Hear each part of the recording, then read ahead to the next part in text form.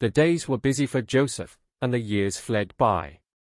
Just as Jehovah foretold in the dream he sent to Pharaoh, the 7th year of bumper crops was followed by a drastic change. The crops failed. Soon famine loomed over all the neighboring lands. As the Bible notes, though, in all the land of Egypt there was bread. No doubt, Joseph's inspired prediction and his example of good organization were benefiting the Egyptian people. In time, though, the Egyptians too felt the bite of the famine. When they cried out to Pharaoh for aid, he simply directed them, "Go to Joseph, and do whatever he tells you." So Joseph began to open up the granaries where the surplus grain was stored, and the people could buy what they needed. In the surrounding lands, however, people were not so fortunate. Hundreds of miles away in Canaan, Joseph's family was suffering. Aged Jacob heard that there was grain in Egypt, so he told his sons to go down there to buy foodstuffs. After a long journey, the sons of Jacob reached Egypt. When they inquired about purchasing grain, they were directed to a high government official named Zaphenath-Paneah. Did they know when they saw him that he was Joseph? Not at all. They saw only a high-ranking Egyptian ruler, one whose help they needed. To show deference, they did what was natural, they bowed low to him with their faces to the ground. What about Joseph? He recognized his brothers right away. What is more, when he saw them there bowing before him, his thoughts flew back to his boyhood. The account tells us that Joseph immediately remembered the dreams that Jehovah had given him when he was but a boy, dreams foretelling a time when his brothers would be bowing low before him, exactly as they now were.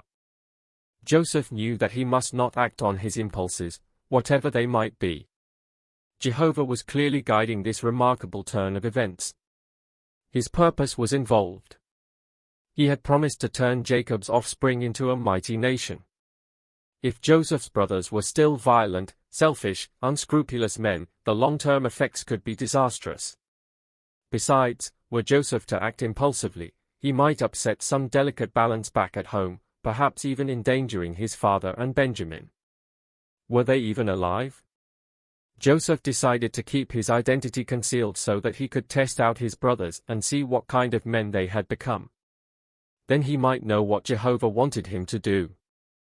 Joseph launched into a series of tests designed to reveal who his brothers were at heart. He started by speaking to them harshly, through an interpreter, accusing them of being foreign spies. To defend themselves, they told him about their family, including the key fact that they had a younger brother still at home. Joseph tried to hide his excitement. Was his little brother really alive? Now Joseph knew how to proceed. He said, "By this you will be tested," and then he told them that he must see this youngest brother. In time, he agreed to let them return home to fetch the youngest if one of them would agree to remain behind as a hostage. As the brothers talked matters over, unaware that Joseph could understand them, they reproached themselves for the terrible sin they had committed 20 years earlier.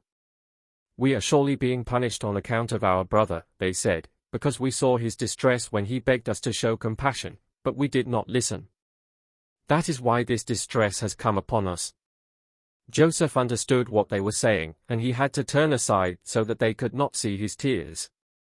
He knew, though, that real repentance involves far more than a mere feeling of regret over the consequences of a wicked deed. So he proceeded with his test. He sent them home and kept Simeon as a prisoner. He also had money concealed in the bags of food that they took home.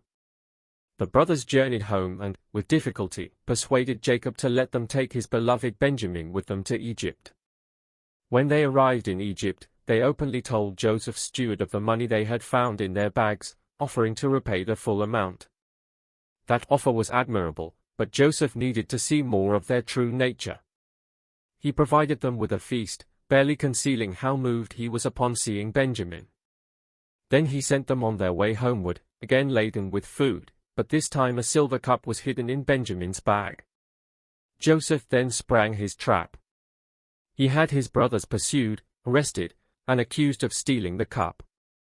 When it was found in Benjamin's bag, all of them were brought back to Joseph. Now Joseph had a chance to learn what kind of men his brothers were. Judah acted as their spokesman. He pleaded for mercy, even offering that all 11 of them become slaves in Egypt. Joseph countered that Benjamin alone must remain in Egypt as a slave, but that all the rest of them must leave. Judah was moved to respond with an impassioned speech. "He is the only remaining son of his mother, and his father loves him," Judah said. Those words must have touched Joseph, for he was the older son of Jacob's beloved wife Rachel, who had died while giving birth to Benjamin.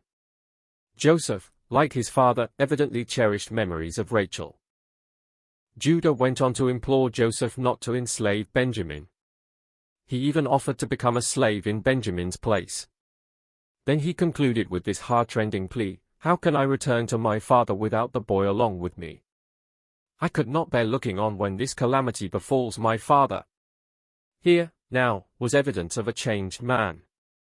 Not only did he show a repentant spirit, but he even showed an admirable degree of empathy, selflessness, and compassion. Joseph could bear no more.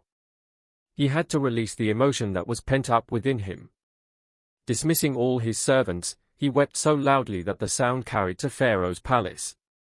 Then he revealed himself at last, "I am Joseph, your brother." He embraced his stunned brothers and kindly extended forgiveness for all that they had done to him. He thus reflected the disposition of Jehovah, who forgives generously. When Pharaoh heard the whole story behind the commotion in Joseph's house, he invited Joseph to move his aged father to Egypt, along with the whole family. It was not too long, then, before Joseph was finally reunited with his beloved father. Jacob wept and said, "Now I am ready to die. I have seen your face and know that you are still alive." In fact, Jacob lived on for another 17 years in Egypt. He lived long enough to pronounce prophetic blessings on his 12 sons. To Joseph, his 11th son, he gave the double portion usually due the firstborn. 2 of Israel's tribes would come from him. And what of Judah, the 4th son, who excelled his brothers when he showed such a repentant spirit? He received a great blessing. The Messiah would come from his family line. When Jacob died at 147 years of age, Joseph's brothers feared that their powerful sibling might now seek revenge. But Joseph responded with a loving reassurance. He had long maintained that since Jehovah was behind the family's move to Egypt, his brothers should stop feeling bad about what happened. Now he added this remarkable question, "Am I in the place of God?" Joseph saw Jehovah as the perfect judge. Who was Joseph, then, to punish those whom Jehovah had forgiven?